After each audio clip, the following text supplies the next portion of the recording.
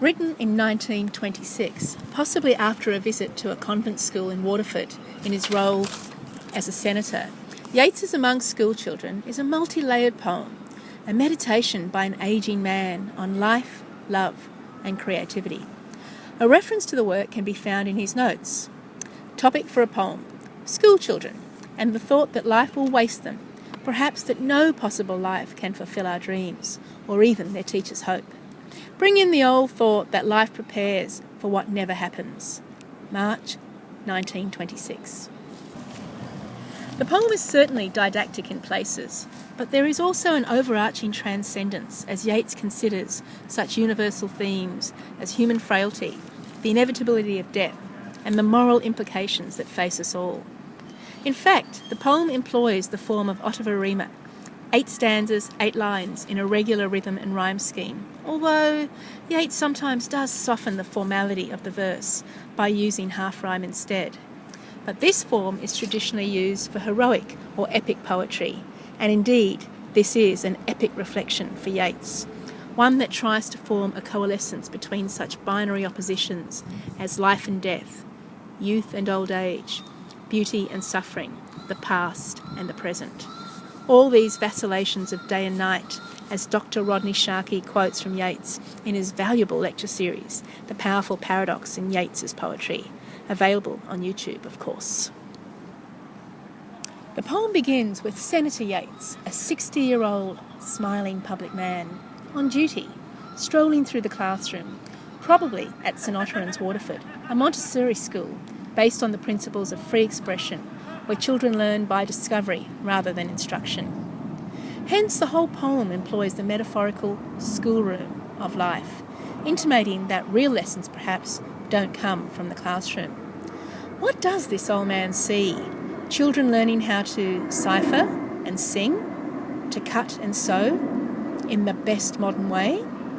Is there not perhaps a hint of irony in his tone here?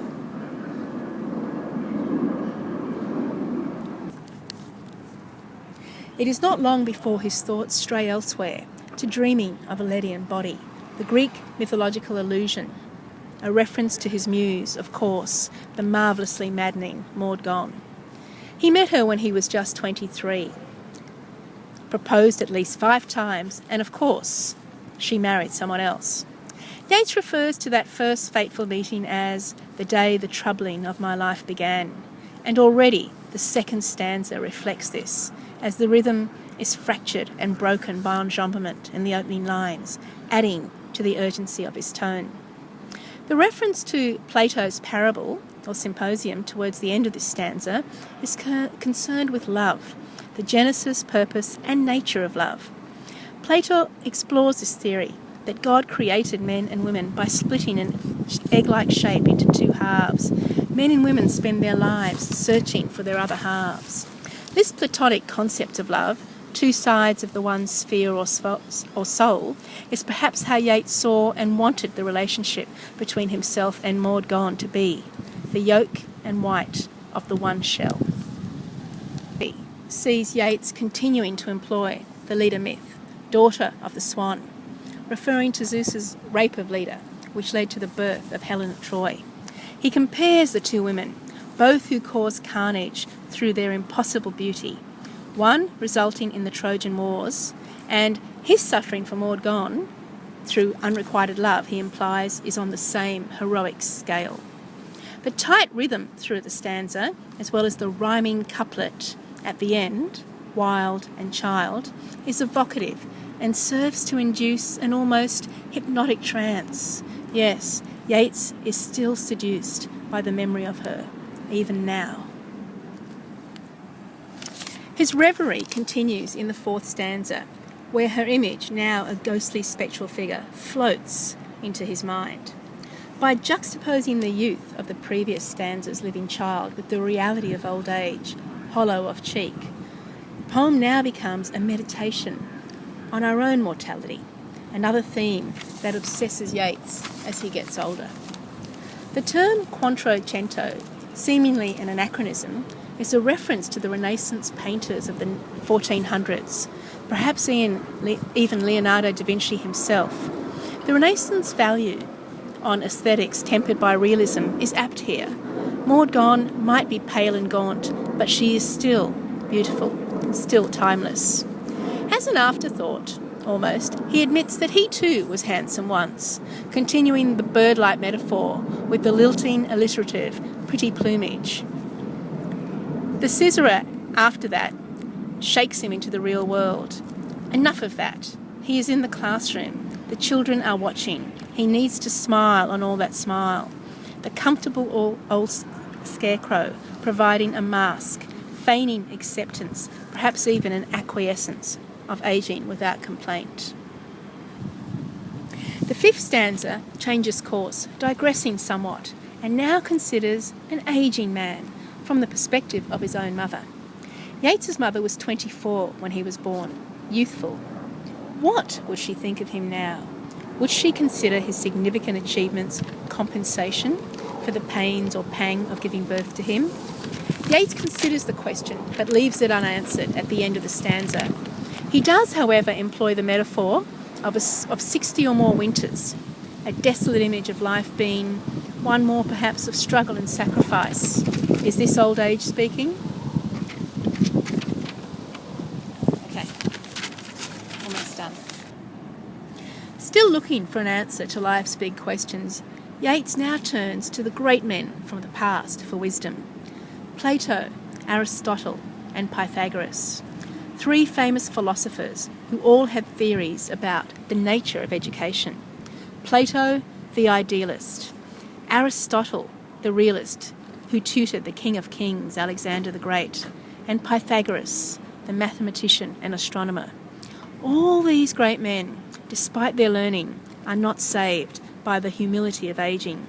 They too become like him, a scarecrow. Old clothes upon old sticks to scare a bird. In the penultimate stanza, Yeats moves on to draw analogies between religious and maternal devotion. A seemingly paradoxical comparison, but nuns and mothers both worship images, children and saints, heavenly glory. But while the objects of their reveries are very different, the results will be the same.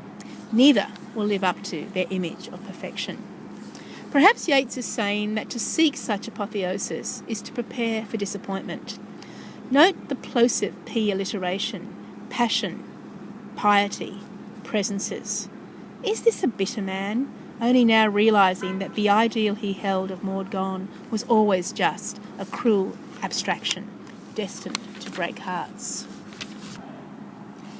The final stanza is multi-layered, and here Yeats recalibrates his thoughts to focus on the idea of the creative process in art itself, as well as the other themes mentioned. It is interesting to note that Yeats' original draft finished at stanza 7, but he felt it too pessimistic an ending. What do you think? In the final stanza, he is searching for some kind of reconciliation and acceptance, at least, if not of answering the questions posed earlier. As mentioned at the start, Yeats was interested in the great paradoxes in poetry, in life, the binary oppositions between youth and old age, death and life, beauty and suffering, the past and the present. Paradox is a powerful tool in literature, as in life, because it is often only by placing and considering such opposites as life and death together that one realises the value and the connection between them.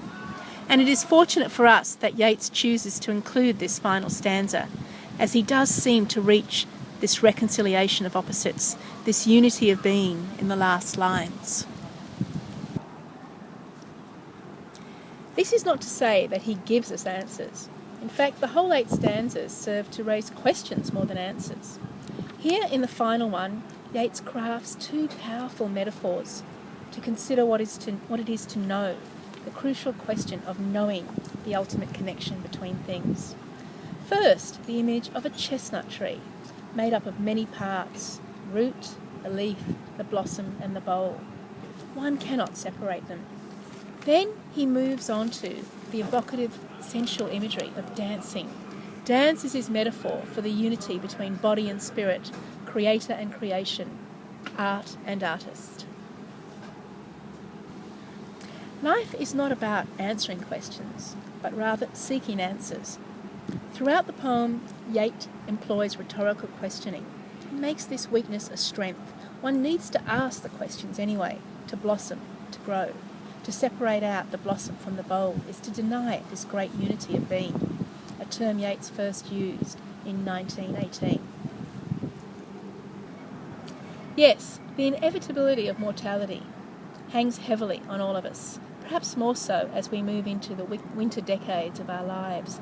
But Yeats perhaps has a way of just transcending his mortality. Through art, is this the answer? One cannot separate the art from the artist. The plosive B alliteration seems bitter at the start of the stanza, bruised, blear-eyed.